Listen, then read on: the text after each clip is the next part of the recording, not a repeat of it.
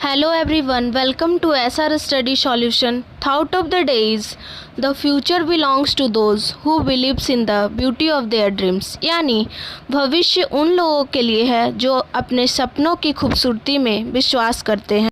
जैसा कि मैंने पिछले वीडियो में प्रोनाउन के 9 टाइप्स को बताया था और 3 types personal pronoun, reflexive pronoun और एम्फैटिक प्रोनाउन को डिटेल्स में डिस्कस की थी। मुझे लगता है वो समझ में आ गया होगा, तो प्लीज़ मेरे चैनल को लाइक कीजिएगा, सब्सक्राइब कीजिएगा और ज़्यादा से ज़्यादा शेयर कीजिएगा। 4th टाइप्स बताने से पहले मैं डिफरेंस बता देना चाहूँगी रिफ्लेक्सिव प्रोनाउन और एम्फैटिक प्रोनाउन में। So what is the difference between reflexive pronoun and एम्फैटिक pronoun? Difference between reflexive pronoun and emphatic pronoun are: first, reflexive pronoun. They are used as object of the verb returns to the door. And second one, the subject and object of the sentence are the same. Emphatic pronoun. They are used to emphasize the noun or pronoun.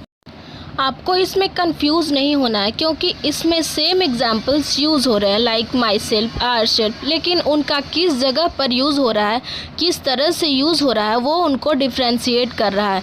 जैसे reflexive pronoun का example है आई hurt my self, यानी मैंने अपने आप को चोट पहुंचाया।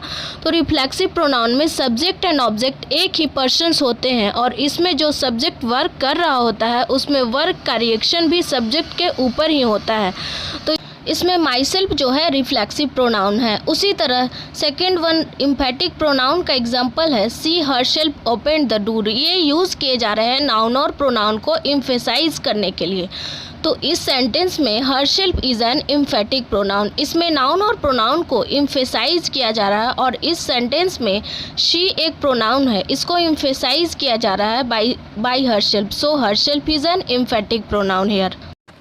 तो चलिए अब हमारा 4th टाइप्स जो है वो है इंडेफिनिट प्रोनाउन, जिसे हम हिंदी में अनिश्चयवाचक सर्वनाम कहते हैं। तो अब मैं इंडेफिनिट प्रोनाउन को डिफाइन करना चाहूँगी, उसे देखिएगा।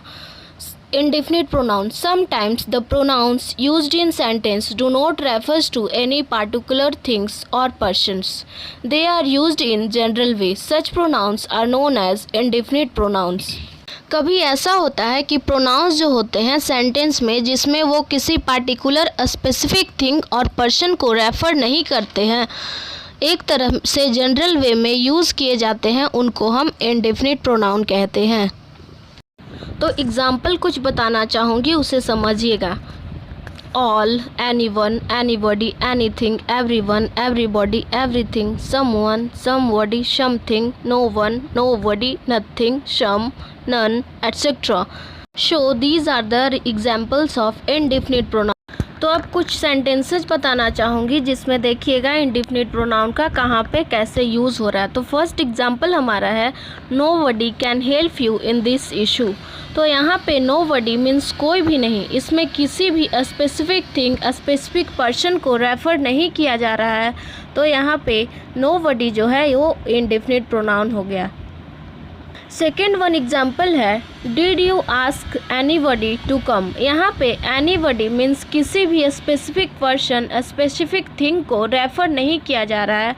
सो anybody is an indefinite pronoun.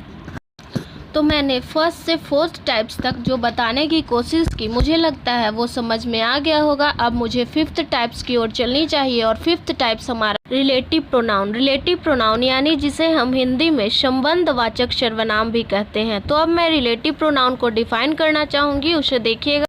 Relative pronoun. A relative pronoun is one which is used to refers to noun mentioned previously, whether they are people, places, things, animal or ideas.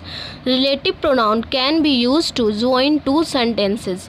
Relative pronoun वो होते हैं जो use किए जाते हैं to refer to the noun, किसी noun को refer करने के लिए जो पहले यूज़ किए जा चुके हैं, और हम इन्हें बोल सकते हैं कि ये 2 सेंटेंसेस को ज्वाइन करने के लिए यूज़ किए जाते हैं।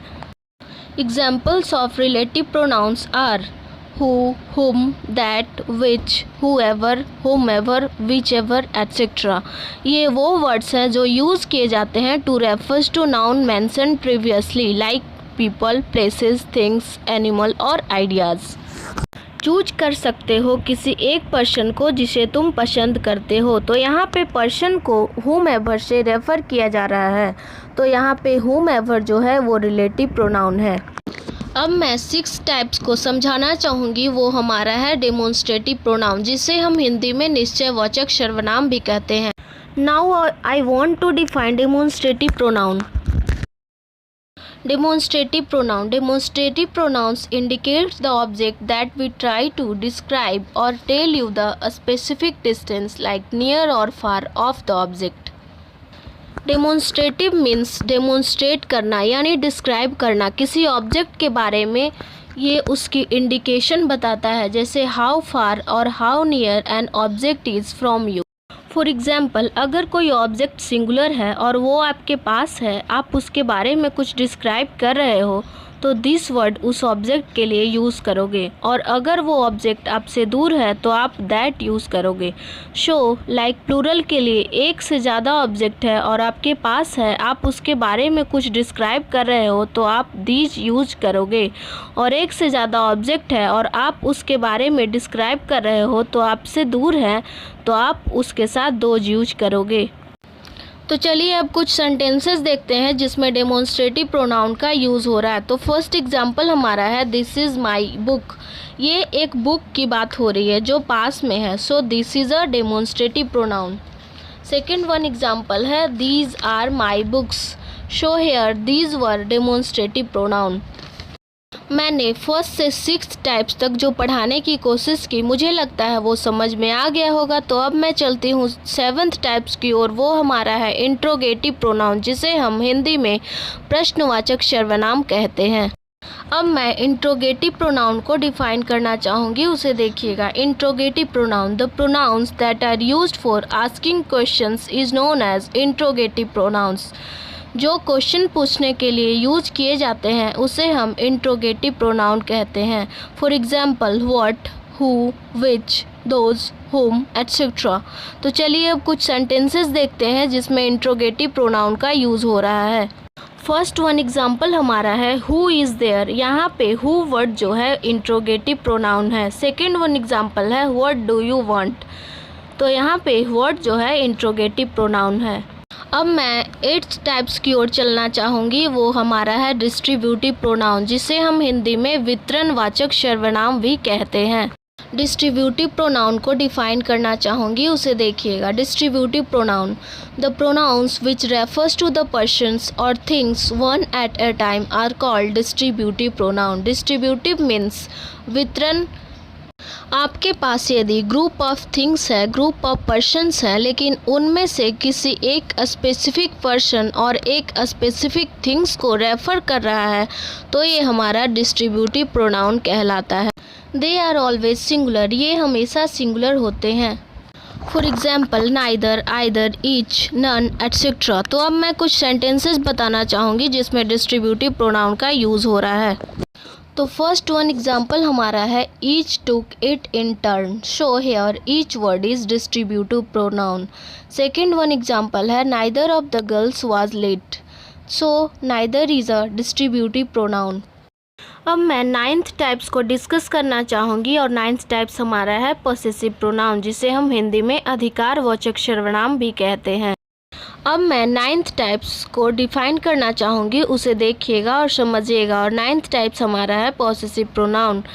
The pronouns which shows the possession और ownership is called possessive pronoun. यानी जो ऑनरशिप शो करता है तो ये हमारा पॉसेसिव प्रोनाउन कहलाता है। For example my, mine, hers, yours, ours, etcetera. तो चलिए गाइज, आज मैंने प्रोनाउन के ऑल टाइप्स को बताया। मुझे लगता है आप समझ गए होंगे। तो प्लीज़ मेरे चैनल को लाइक कीजिएगा, सब्सक्राइब कीजिएगा और ज़्यादा से ज़्यादा शेयर कीजिएगा। Thanks for watching all. तो अब मैं आज की वीडियो को यहीं पे एंड करना चाहती हूँ। मिलूंगी नेक्स्ट वीडियो में न्यू टॉपिक एडजेक्टिव के साथ। तब तक के लिए love you all, take care, bye bye.